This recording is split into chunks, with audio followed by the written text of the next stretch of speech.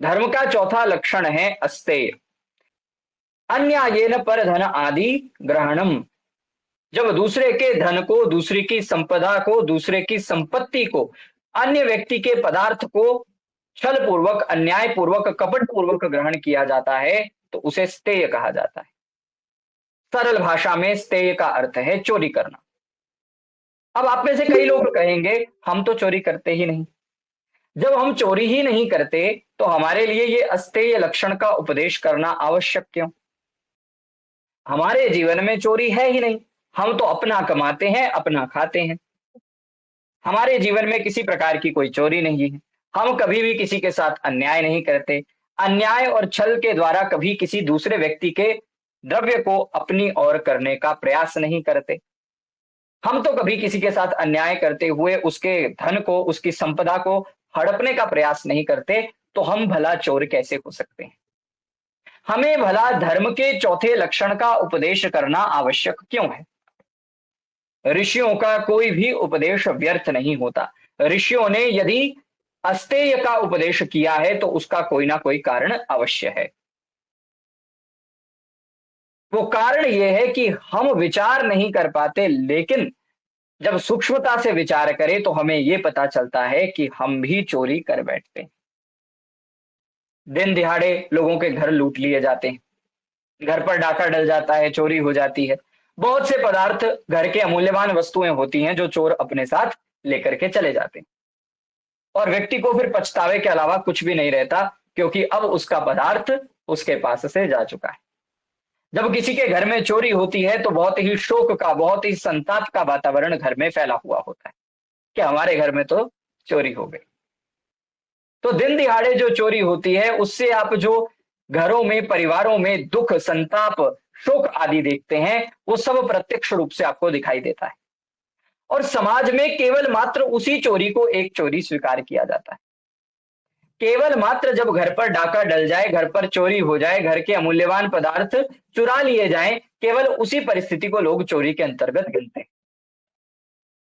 लेकिन हम अगर विचार करें तो देश में दिन दिहाड़े चोरियां होती ही जा रही हैं। जाने अनजाने में प्रत्येक व्यक्ति कहीं ना कहीं चोरी में लगा हुआ है। राष्ट्र की बहुत सी ऐसी संपत्ति है, राष्ट्र की बहुत सी ऐसी संपदा है, जिसे कहीं ना कहीं हमारे ही मंत्री, हमारे ही शुभ चिंतक, जिन्हें हमने पद पर पहुंचाया है, प्रतिष्ठा पर पहुंचाया है, कुछ मंत्री ऐसे होते हैं जो देश की संपत्ति का, देश की संपदा का ही व्यापार कर देते हैं। देश की संपत्ति उनकी संपत्ति तो है नहीं। क्या किसी मंत्री की संपत्ति देश की संपत्ति हो सकती है? जो देश की संपत्ति है, क्या वो किसी मंत्री की निजी संपत्ति हो सकती है? बिल्कुल भी नहीं। देश की संपत्ति केवल और केवल देश की संपत्ति है, किसी मंत्री की निजी संपत्ति नहीं हो सकती। और अगर वह मंत्री देश की संपत्ति को अपनी निजी संपत्ति मानते हुए उस संपत्ति का दुरुपयोग करे, उस संपत्ति पर अधिकार जमाए और उसका दुरुपयोग करते हुए देश की अवनति का कारण बने, तो उससे बड़ा चोर और कोई नहीं। अगर हम विचार करें, हमारे मंत्री जो होते हैं वो बहुत बड़े चोर सिद्ध होते हैं इस मामले में। आजकल भले ही कम हो, पहले ज्यादा होते होंगे, लेकिन पहले भी थे और अब भी है। 2014 से पहले कुछ ज्यादा थे और अभी कुछ कम है। लेकिन मंत्रियों के रूप में जो चोर प्रतिष्ठित हैं, उनकी जो उनकी सत्ता है वो अभी भी विद्यमान है, ये समझना हो। अब इसी प्रसंग में हम आगे विचार करें तो दूसरों का अधिकार मारना ये भी चोरी है। और हम देखें दिन भर में कितनी ही खबर हमें ऐसी सुनने को मिलती है जहां किसी अन्य व्यक्ति का अधिकार मार लिया गया। और हम तो आस पड़ोस में भी देखेंगे तो आस पड़ोस में भी हमें ये घटनाएं देखने को मिलेंगी कि सामने वाले व्यक्ति ने किसी का हक मार लिया। सामने वाला व्यक्ति बलवान था, उसने अपने से कमजोर व्यक्ति का हक मार लिया। ये एक प्रकार की चोरी है। मंत्री लोग जो देश की संपत्ति को निजी संपत्ति मान करके उसका दुरुपयोग करते हैं, ये एक प्रकार की चोरी है। कई लोग ऐसा करते हैं कि टैक्स बचाने के लिए कोई ना कोई घोटाला करते हैं, कोई ना कोई घपला करते हैं, जिससे कि वो सरकार की नजर में भी ना आए और टैक्स चुकाने से भी बच जाए। ऐसा घोटाला भी अक्सर लोगों के द्वारा किया जाता है।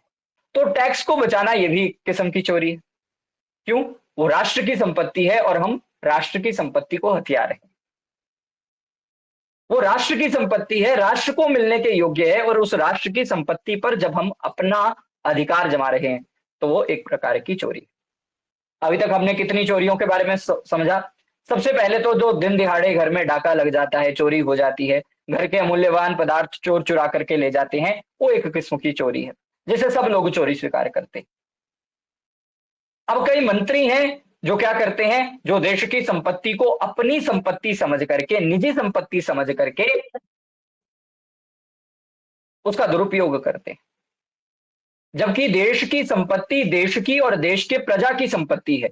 यदि कोई मंत्री उस देश की संपत्ति को अपना समझ करके, निजी समझ करके उसका दुरुपयोग करता है तो निश्चित रूप से वह चोरी के अंतर्गत आता है। केवल दिन दिहाड़े घर पर डाका डल जाना या अमूल्यवान पदार्थ घर से चोरी हो जाना, यह केवल चोरी के अंतर्गत नहीं आता।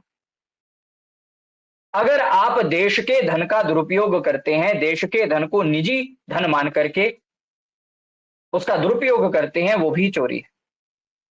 अगर आप टैक्स बचाने के लिए हेरफेर करते हैं, घपला करते हैं, देश के लिए उचित टैक्स नहीं देते, जितना टैक्स आपको देना चाहिए, भरना चाहिए, उतना टैक्स नहीं भरते, वो भी एक किस्म की चोरी है। अब आप देखेंगे मेडिकल फील्ड में कई बार चोरी की जाती, अंग होते हैं, उन अंगों की तस्करी की जाती है, वो भी एक किस्म की चोरी है। अब व्यापार में कई बार ऐसा होता है कि एक्स्ट्रा प्रॉफिट कमाने के लिए बहुत अधिक भाव बना करके बेचा जाता है। भाव को बहुत अधिक बढ़ा करके बेचा जाता है, यह भी एक प्रकार की चोरी है, क्योंकि हमारा उस धन पे अधिकार नहीं है जिस धन को हम कमाने की चेष्टा कर रहे हैं। अन्यायपूर्वक छल कपट के द्वारा हम ग्राहक को ठगने की कोशिश कर रहे हैं, ये एक किस्म की चोरी जो कि व्यापार वर्ग में देखी जाती है, व्यापारियों में भर करके देखी जाती है। अभी ये सारी बहुत स्थूल उदाहरण हैं, व्यापक उदाहरण हैं, जिन्हें आप आंखों से देख सकते हैं, जिन्हें आंखों से देख करके ये पता लग सकता है कि ये चोरी है। जो दिन दिहाड़े घर में चोरी हो जाती है उसको देख करके सब कहते हैं कि चोर इनके घर में चोरी कर गया, इनके अमूल्यवान वस्तुओं को चुरा लिया गया। अब जो विपक्ष का पक्ष लेते हैं, ऑपोजिशन का साइड लेते हैं, ऐसे लोग सरकार को भी गाली देते हैं, सरकार को भी चोर कहते हैं। तो मंत्रियों को चोर कहने वालों की भी कुछ ना कुछ संख्या है। अमुक व्यापारी तो बहुत ठगता है, ये तो चोर है, ऐसा कहने वाले भी बहुत लोग होते हैं। तो कहीं ना कहीं कुछ कुछ लोग इन सब उदाहरणों को स्वीकार करते हैं कि ये चोरी के अंतर्गत आते हैं। हालांकि जो सबसे मुख्य उदाहरण है कि किसी के घर में डाका पड़ गया, चोरी हो गई, अमूल्यवान पदार्थ उसके घर से चुरा लिए गए, अधिकतर लोग 90% लोग केवल उसी को चोरी मान के बैठे हुए हैं, अन्य उदाहरणों को तो वो कुछ मानते ही नहीं है। तो स्थूल प्रकार की चोरियां भी हम अपने जीवन में कुछ ना कुछ देख पाते हैं, लेकिन हम विचार करेंगे सूक्ष्म चोरी, जो दिखती नहीं है लेकिन होती चोरी है। चोरी की परिभाषा क्या बताई गई थी? अन्यायेन पर धन आदि ग्रहणम, यानी दूसरे के धन को, दूसरे की संपदा को, दूसरे की संपत्ति को, दूसरे के पदार्थों को अन्याय पूर्वक ग्रहण करना, ये चोरी है। अन्याय का क्या मतलब है? आपने पदार्थ के स्वामी से आज्ञा नहीं ली और बिना पदार्थ के स्वामी से आज्ञा लिए आपने किसी पदार्थ का उपयोग कर लिया, ये चोरी। जो लोग चोरी कर रहे हैं स्थूल रूप में, जिनको आप चोरी स्वीकार करते हैं कि उसके घर में डाका डल गया, उसके घर में चोरी हो गई, वहां क्या होता है? जो स्वामी है उसकी आज्ञा नहीं मिली, अनुमति नहीं है, फिर भी उसके द्रव्य को, उसके पदार्थ को उपयोग में लाया जा रहा है। लेकिन हम सूक्ष्मता से विचार करेंगे तो ऐसी चोरियां हम रोज करते हैं, जहां हम बिना आज्ञा के, बिना अनुमति के, बिना स्वामी की आज्ञा प्राप्त किए किसी ना किसी पदार्थ को यूज कर लेते हैं, उपयोग कर लेते हैं। एक बड़ा सुंदर उदाहरण आपके सामने रखता हूं। एक बार एक ब्रह्मचारी अपने सन्यासी गुरु के साथ किसी दफ्तर में गया। दफ्तर में कई कार्य होते हैं, औपचारिक कार्य होते हैं कई सारे। तो उन औपचारिक कार्यों को करने की दृष्टि से एक बार एक ब्रह्मचारी अपने सन्यासी गुरु के साथ उस दफ्तर में गया। सन्यासी गुरु बहुत योग में बहुत उच्च गति के थे। योग में उनकी बड़ी उच्च गति थी। बहुत उत्तम योगाभ्यासी थे। क्रियात्मक रूप से अपने जीवन में योग का पालन करने वाले थे। और ब्रह्मचारी 5 वर्ष पढ़ चुका था विद्या को।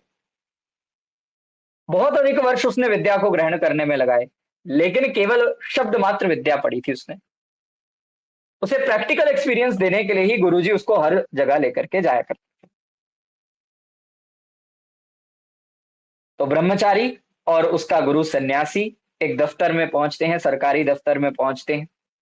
सरकारी दफ्तर में कोई ना कोई कार्य रहता है। उस कार्य को करने के लिए सरकारी दफ्तर से उन्हें कुछ कागजात मिलते हैं और ये निर्देश दिया जाता है कि इन कागजातों पर हस्ताक्षर किया जाए, सिग्नेचर किया जाए। ये जो आपको पेपर वर्क करके दिया गया है, इस कागजात पर, इस पेपर वर्क पर सिग्नेचर किया जाए, हस्ताक्षर किया जाए। जो सन्यासी होता है, गुरु होता है, वो अपने शिष्य को कहता है जाओ इस पर हस्ताक्षर करो। शिष्य क्या करता है, पेन उठाता है और पेन उठा करके हस्ताक्षर कर देता है, सिग्नेचर कर देता है। गुरुजी ने ब्रह्मचारी को इसीलिए कहा कि तुम अपनी क्रियात्मक रूप से विद्या को धारण नहीं कर पाए क्योंकि पेन का उपयोग करने से पहले, हस्ताक्षर करने से पहले जिसका पेन था उसकी आज्ञा नहीं ली गई, उसकी अनुमति नहीं ली गई। ऋषि लोग, योगाभ्यासी लोग बहुत सूक्ष्मता से विचार करते हैं और सूक्ष्मता से विचार करने के कारण ये बात उनके चित्त में आती। हम इतनी सूक्ष्मता से विचार नहीं कर पाते, लेकिन जो सन्यासी वृंद होते हैं, जो विद्वज्जन होते हैं, वो बड़ी सूक्ष्मता से व्यवहार करते हैं। व्यवहार में होने वाली सूक्ष्म बातों को भी देखते हैं और उन पर निरीक्षण करते हैं। और हम अगर धर्म में अग्रसर होना चाहते हैं तो हमें भी सूक्ष्मता से विचार करना और सूक्ष्मता से विचार करके जीवन में सद्गुणों को धारण करना आना चाहिए। जब तक हम सूक्ष्मता से विचार नहीं करेंगे तब तक हम अपने जीवन में होने वाली छोटी छोटी गलतियों को नहीं पकड़ पाएंगे। गुरु ने शिष्य से कहा कि तुमने हस्ताक्षर करने से पहले जिस व्यक्ति का यह पेन है उस व्यक्ति की अनुमति नहीं ली। आपने सीधे रिसेप्शन से पेन उठाया, रिसेप्शन से पेन उठा करके आपने हस्ताक्षर कर दिया, लेकिन रिसेप्शन पर जो व्यक्ति बैठा है, जो पेन का अधिकारी है, आपको पहले उस व्यक्ति से अनुमति लेनी चाहिए थी कि क्या मैं इस पेन का प्रयोग कर सकता हूं, और उसके बाद पेन का प्रयोग करके हस्ताक्षर करना चाहिए था। हम अगर विचार करेंगे, निरीक्षण करेंगे, तो ऐसी सूक्ष्म चोरियां तो हम बहुत अधिक करते रहते हैं। ऐसी असावधानियां हमारे जीवन में आपको देखने को मिलती होगी। प्रायः मनुष्य के जीवन में यह देखा जाता है कि ऐसी असावधानियां मनुष्य के जीवन में हो जाती हैं और इन असावधानियों के कारण ही हम स्तेय के अंतर्गत आ जाते हैं।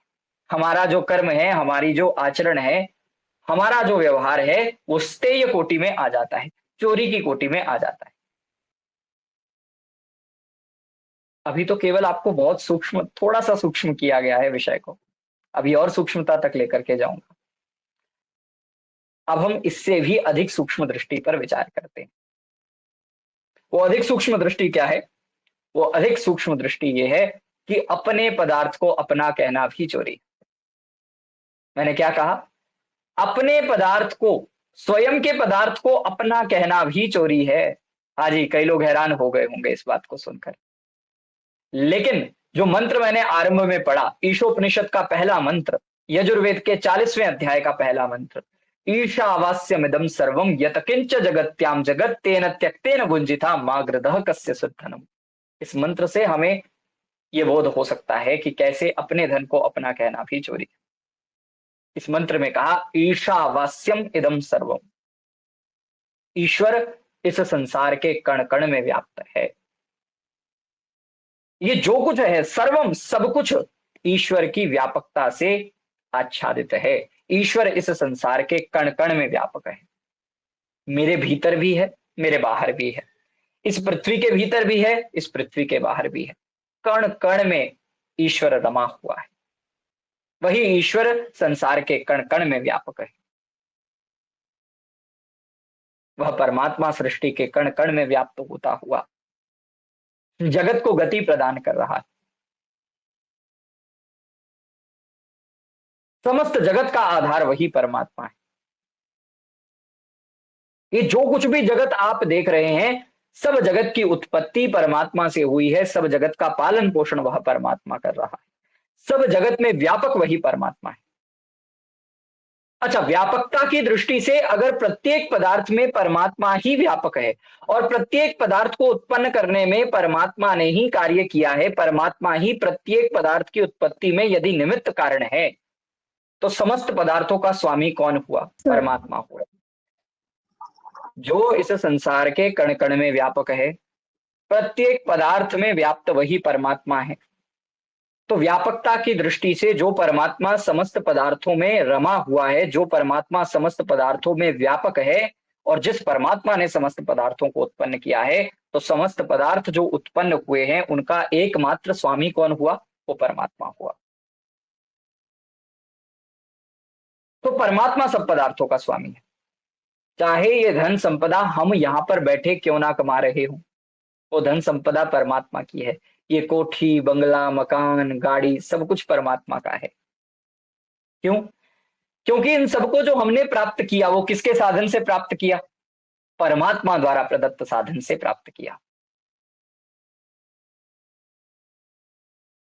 परमात्मा ने जिन साधनों को हमें प्रदान किया, उन्हीं साधनों के उपयोग से हमने ये बंगला बनाया, उन्हीं साधनों के उपयोग से हमने ये धन संपदा अर्जित की, उन्हीं साधनों के प्रयोग से हमने गाड़ी खरीदी, अपना मकान बनाया, सारी संपत्ति को एकत्रित किया उसी के प्रदत्त साधन सामर्थ्य से।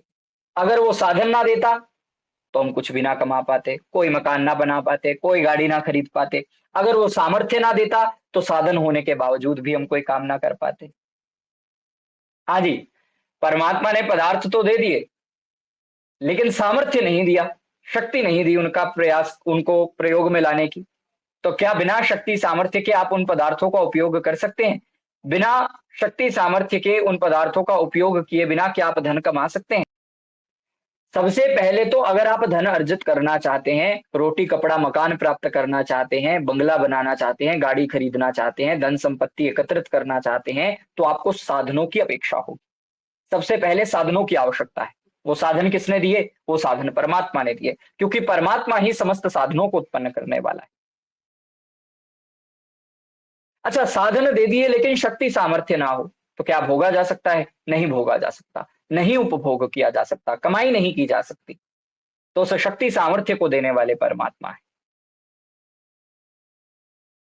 साधन दिए, शक्ति सामर्थ्य दिया, और इन सब का प्रयोग करके हम क्या कहते हैं? हम मालिक हैं। इस गाड़ी का मालिक कौन?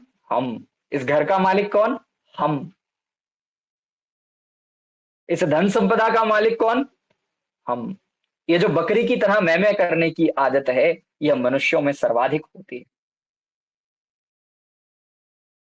जबकि ईशोपनिषद का मंत्र कह रहा है, तेन त्यक्तेन भुंजिता ईशावास्यमिदं सर्वम यत्किंच जगत्याम जगत। संसार के कण कण में वही ईश्वर व्यापक है, और संसार के कण कण में व्यापक होता हुआ वही ईश्वर इस समस्त संसार का, इस समस्त जगत का, जगत के प्रत्येक पदार्थ का वही स्वामी है। उस ईश्वर के विषय में कहा, उस ईश्वर ने उपदेश किया जीवात्माओं को, तेन त्यक्तेन भुंजिता। ये सारे सांसारिक पदार्थों का कैसे उपयोग करो? त्याग पूर्वक उपभोग करो। हाँ जी, त्याग श्रेष्ठ है या भोग करना श्रेष्ठ है? हम देखते हैं संसार में भोग विलास बहुत है, अधिकतर लोग भोग विलास में डूबे हुए, और कुछ लोग ऐसे भी हैं जिन्होंने सब कुछ त्याग दिया। लेकिन वैदिक दृष्टि ना तो पूरी तरह भोगवाद में जाने की है, ना पूरी तरह त्याग करने की है। वैदिक दृष्टि कहती है, वैदिक दर्शन कहता है, तेन त्यक्तेन भुंजिता, त्याग पूर्वक भोग करो। इस संसार में आए हो, भोग तो करना पड़ेगा। नहीं भोग करना होता तो सब हिमालय ना चले जाते, सब काम धंधा ना छोड़ देते। संसार में आए हो तो उपभोग करना पड़ेगा। मनुष्य के जीवन का क्या प्रयोजन है? मनुष्य के जीवन का प्रयोजन है एक तो भोग करना और एक अपवर्ग के लिए प्रयास करना। भोग का यह अर्थ नहीं है कि जैसे लोग भोग विलास में डूबे हैं वैसे पड़े रहना। भोग का अर्थ है उपयोग में लाना किसी को। परमात्मा ने जितने साधन संसाधन दिए उन सबको उपयोग में लाना क्या है, उन सबको उपयोग में लाने का नाम भोग करना है। तो इन सब पदार्थों को उपयोग में लाने के लिए, उपभोग करने के लिए और मोक्ष को प्राप्त करने के लिए मनुष्य जीवन हमें मिला है। तो भोग करना पड़ेगा, लेकिन भोग करने की विधि क्या है? तेन त्यक्तेन भुंजिता। भुंजिता कहते हैं भोग करना, और कैसे करना है? तेन त्यक्तेन, त्याग पूर्वक। त्याग पूर्वक भोग कैसे किया जा सकता है? ड्राइवर गाड़ी को चलाता है, लेकिन ड्राइवर कभी भी गाड़ी को अपना नहीं कहता। वो जानता है कि गाड़ी मेरी नहीं है, गाड़ी तो मालिक की है, मैं तो सिर्फ उनके लिए गाड़ी चला रहा हूं। किराए के मकान को क्या अपना मकान समझा जा सकता है? नहीं समझा जा नहीं। सकता। जो व्यक्ति किराए पर रह रहा है उसे पता है, किराए के घर में रहने वाले व्यक्ति को पता है कि मैं किराए के घर में रह रहा हूं। अगर मैं यहां दीवार की हानि करूंगा तो मुझे उसका भुगतान करना पड़ेगा। ये मेरा अपना घर नहीं है, निजी घर नहीं है। तो ड्राइवर को पता है कि ये कार मेरी नहीं है, ये गाड़ी मेरे मालिक की है। जो किराएदार व्यक्ति है उसे ये पता है कि ये किराए का घर मेरा नहीं है, मकान मालिक का है, मैं तो बस किराएदार हूं। जैसे ड्राइवर को इस बात का बोध होता है, किराएदार को इस बात का बोध होता है, मनुष्य को भी इस बात का बोध होना चाहिए। मनुष्य को इस बात का बोध होना चाहिए कि वो सिर्फ उपभोग करता मात्र है, इस संसार के समस्त पदार्थों का मालिक नहीं। जो मनुष्य की धन संपदा है, जितना भी ऐश्वर्य मनुष्य के पास है, उस सभी ऐश्वर्य का, धन संपदा का मालिक वह मनुष्य नहीं है, इस बात का बोध होना चाहिए। तेन त्यक्तेन भुंजिता मग्रदः, लोभ लालच मत करो। किसी दूसरे के धन को हड़पने की तो बहुत दूर की बात है, दूसरे के धन को तो हड़पो ही मत। कस्य सुधनम, ये धन किसका है? आपका स्वयं का भी धन तुम्हारा नहीं है। वेद में कहा तेन त्यक्तेन भुंजिता, त्याग पूर्वक भोग करो। अपने आप को केवल उपभोक्ता मात्र जानो। मैं इन पदार्थों का मालिक, इन पदार्थों का स्वामी नहीं हूं। स्वामी वह परमात्मा है, मुझे तो केवल किराएदार की तरह, ड्राइवर की तरह उपभोग करने के लिए ये सामग्री दी गई, तो मैं केवल इसका उपभोग करूं। ये भावना है स्वस्वामित्व संबंध हटाने की। और जब व्यक्ति स्वस्वामित्व भाव को मिटा देता है, स्वस्वामित्व भाव को मिटाने से व्यक्ति ये चोरी से छूट जाता है। पूरी तरह से अगर चोरी से छूटना है ना, हालांकि हम कहते हैं हम डाका नहीं डालते, किसी के पदार्थ को चुराते नहीं है, पराय द्रव्य पर अपना अधिकार नहीं जमाते, अन्यायपूर्वक किसी के साथ व्यवहार करते हुए किसी के पदार्थ को नहीं छीनते, इन सब बातों को हम कहते हैं। लेकिन अगर सूक्ष्मता से विचार करें, अपने पदार्थ को अपना तो कहते हैं ना, मैं इसका मालिक हूं। तो इस भाव को मिटाना है, स्वस्वामित्व भाव का नाश करना है, तब जाकर के आप चोरी के दोष से मुक्त हो सकते हैं। फिर कहा माग्रधा, कभी लोभ लालच मत करो। लोभ लालच करने से सबसे अधिक चोरियां होती हैं, तो लोभ लालच कभी मत करो। क्यों? कस्य सुधनम, ये धन किसका है? धन तो तुम्हारा है ही नहीं, धन तो सामने वाले व्यक्ति का भी नहीं है। सब धन ऐश्वर्य तो केवल और केवल परमात्मा का है। कस्य सुधनम, ये तुम्हारा धन है ही नहीं, तो तुम इस पर क्या अभिमान करते हो? क्या मैं करते हो? क्या अपने आप को इसका मालिक कहते हो, जब ये तुम्हारा धन है ही नहीं? तो ये वेद मंत्र का संदेश है कि अपने धन को अपना कहना भी चोरी।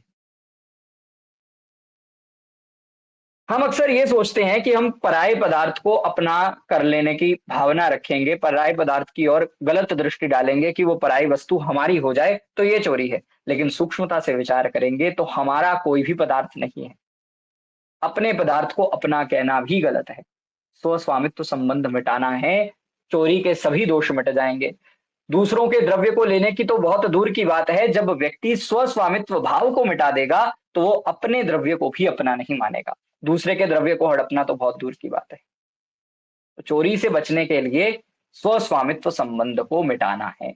हम किसी भी पदार्थ का स्वामी नहीं है, हम केवल उपभोग करता मात्र हैं। इस बात से संयुक्त होना है, विचार से संयुक्त होना है। तो ड्राइवर कभी भी दूसरे की गाड़ी का नुकसान नहीं करना चाहता। ये भावना क्यों रहती है? क्योंकि उसकी खुद की गाड़ी नहीं है। तो हम ईश्वर के पदार्थों का, ईश्वर ने जिन साधन संसाधनों को दिया, पदार्थों को दिया, उन साधन संसाधनों को हम उन साधन संसाधनों का दुरुपयोग ना करें। ऐसे हम चोरी से बच सकते हैं। तो इस प्रकार हमने समझा स्थूल चोरी क्या है और सूक्ष्म चोरी क्या है। इसके बाद हम विचार करते हैं कि कैसे 3 प्रकार से चोरी की जा सकती है। सबसे बड़ा चोर मन को कहा गया है। कहा स्तेनम मनः, यानी मन बहुत बड़ा चोर है। स्तेनम मनः, ये मन क्या है? ये चोर है। क्यों? क्योंकि ये मन है जो सबसे पहले चोरी का संकल्प उठाता है। किसी के पदार्थ को देखकर लोभ होता है, लालच होता है कि मैं इस पदार्थ को हड़प लूं, मैं इस पदार्थ को अपना बना लूं। चोर अगर घर में चोरी करता है, आपकी अमूल्यवान वस्तुओं को लेकर के चला जाता है, चुरा लेता है, तो उसके मन में क्या होता है? लालच होता है। लालच के कारण पहले वो संकल्प लेता है चोरी करने का, बाद में क्रियात्मक रूप से वो चोरी करता है। एक राजा जो देश की संपत्ति को अपनी निजी संपत्ति मानता है, वो क्या करता है? पहले मन में संकल्प लेता है कि देश की संपत्ति को हड़पने का, देश की संपत्ति का दुरुपयोग करने का। एक डॉक्टर व्यक्ति जब अंगों की तस्करी करता है तो पहले वो संकल्प लेता है मन में, बुरा संकल्प है, लेकिन बुरा विचार उसके मन में उठता है इस प्रकार से अन्यायपूर्वक धन कमाने का। जब एक व्यापारी मुनाफा कमाने के लिए अधिक भाव पर किसी पदार्थ को बेचता है तो सबसे पहले उसके मन में विचार आता है मैं ये करूं। मन में द्वंद्व होते हैं, मैं ये करूं या ना करूं। चोर सोचता है मैं चोरी करूं या ना करूं। डॉक्टर सोचता है मैं अंगों की तस्करी करूं या ना करूं। मंत्री सोचता है मैं देश की संपत्ति का दुरुपयोग करूं या ना करूं। व्यापारी सोचता है मैं अधिक भाव में इस पदार्थ को बेचूं या ना बेचूं। ये सब पहले भाव मन में उपस्थित होते हैं।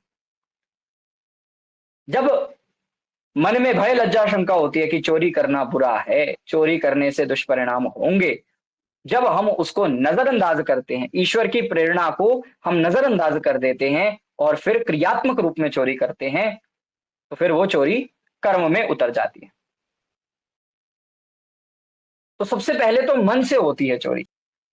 अगर आप महर्षि मनु की मनुस्मृति पढ़ेंगे तो महर्षि मनु की मनुस्मृति में अधर्म के 10 लक्षण बताए गए।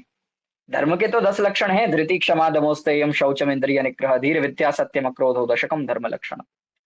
लेकिन मनुस्मृति में आपको अधर्म के भी 10 लक्षण देखने को मिलेंगे और उनको 3 कैटेगरीज में डिवाइड किया।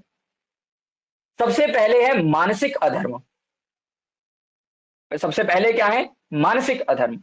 फिर है वाचिक अधर्म और फिर है शारीरिक अधर्म या शारीरिक पाप कर्म। तो पाप कर्मों को, अधर्म को 3 कैटेगरीज में बांटा गया है, मानसिक, वाचिक और शारीरिक। पहले व्यक्ति मन के द्वारा कुछ विचार करता है, उस विचार को जब वो वाणी पर लेकर के आता है और वाणी पर लेकर आने के बाद जब वो कर्म में उस विचार को साकार कर देता है, ये प्रोसेस है। कर्म डायरेक्टली नहीं हो जाता, कर्म करने से पहले विचार मन में उठता है, उसके बाद वाणी पर वो बात आती है, वाणी पर बात आने के बाद वो क्रियान्वित होती है, क्रिया रूप में हम उस कर्म को करते हैं, शरीर के द्वारा उस कर्म को करते हैं। नीलम कटारिया जी पूछ रहे हैं कौन से अध्याय में है अधर्म के 10 लक्षण? महर्षि मनु ने मनुस्मृति के 12वें अध्याय में बताएं। मनुस्मृति के 12वें अध्याय में आपको ये अधर्म के 10 लक्षण देखने को मिलेंगे और इसकी वीडियो भी सनातन संचयन यूट्यूब चैनल पर उपलब्ध है मेरी, जिसमें इन अधर्म के 10 लक्षणों की व्याख्या की गई है। जिसको भी लिंक चाहिए हो मुझे व्यक्तिगत मैसेज कर सकता है। तो अगर हम देखेंगे उन अधर्म के 10 लक्षणों में सबसे पहला लक्षण क्या गिनाया? पर द्रव्येष्व अभिध्यानम। आगे पूरा श्लोक आता है, पर द्रव्येषु अभिध्यानम मनसा अनिष्ट चिंतनम। सबसे पहला क्या लक्षण बताया? पर द्रव्येषु अभिध्यानम। पराय वस्तु का, पराय व्यक्ति की वस्तु का अभिध्यान करना, यानी उसे प्राप्त करने की मंशा अपने मन में उपस्थित करना। जो पराया धन है, जो पराया पदार्थ है, किसी पराय व्यक्ति की जो संपत्ति है, उसे हड़पने की भावना आपके मन में आ जाए, ये क्या है? ये पर द्रव्येष्व अभिध्यानम है, पहला मन के द्वारा किए जाने वाला अधर्म कार्य है। इससे बचने के लिए महर्षि मनु ने इन अधर्म के 10 लक्षणों को बताया है कि इन अधर्म के 10 लक्षणों को अपने जीवन से निकाल देना चाहिए। तो उसमें से सबसे पहला कहा पर द्रव्येषु अभिध्यानम, पराय वस्तु का चिंतन करना, पराय वस्तु को प्राप्त करने के लिए मन में इच्छा उत्पन्न करना, ये अधर्म है, मानसिक अधर्म है और इस कर्म से बचना चाहिए। अब समझ में आया मन को सबसे बड़ा चोर क्यों कहा, स्तेन मनः क्यों कहा गया शास्त्रों में, मन को चोर क्यों कहा गया? क्योंकि ये मन है जो सबसे पहले विचार उठाता है पराय वस्तु को, पराय धन को हड़पने का। और करने से क्या होता है? ऐसा करने से उद्विग्न हो जाता है व्यक्ति, अंदर ही अंदर अशांत हो जाता है। जितना अधिक वो विचार करता है कि मैं पराय धन को अपना करूंगा, उतना अधिक अंदर से वो जलता रहता है। और अगर आप इसका उदाहरण देखना चाहें तो आप दुर्योधन का उदाहरण महाभारत में पढ़ सकते हैं। सभा पर्व में लिखा है कि जब दुर्योधन इंद्रप्रस्थ के राजमहल को देखता है तो अंदर ही अंदर ईर्ष्या से इतना अधिक उद्विग्न हो जाता है, इतना अधिक उद्विग्न हो जाता है कि उसकी अग्नि उसको बहुत बुरी तरह जलाती है, बहुत अधिक अशांत होता है। सभा पर्व में आप उसके लक्षण पढ़ सकते हैं। तो ये इसके दुष्परिणाम है। मन से किसी पराये पदार्थ को चुराने के जो दुष्परिणाम है वो आपको ऐसे इतिहास में देखने को मिलेंगे। जब व्यक्ति मन से चोरी करने का संकल्प लेता है तो वो मानसिक चोरी, मन से किसी दूसरे के पदार्थ को अपना मान लेता है या अपना बनाने की चेष्टा करता है, अपना बनाने का विचार उठाता है, वो मानसिक चोरी है। जब इसी बात को वो अपनी वाणी पर ले आता है कि मैं चोरी करूंगा, मैं पराये व्यक्ति का धन हड़प लूंगा, मैं पराये व्यक्ति की संपदा को अपने अधीन कर लूंगा, तो ये क्या है? ये वाचिक चोरी है, वाणी के द्वारा की गई चोरी है।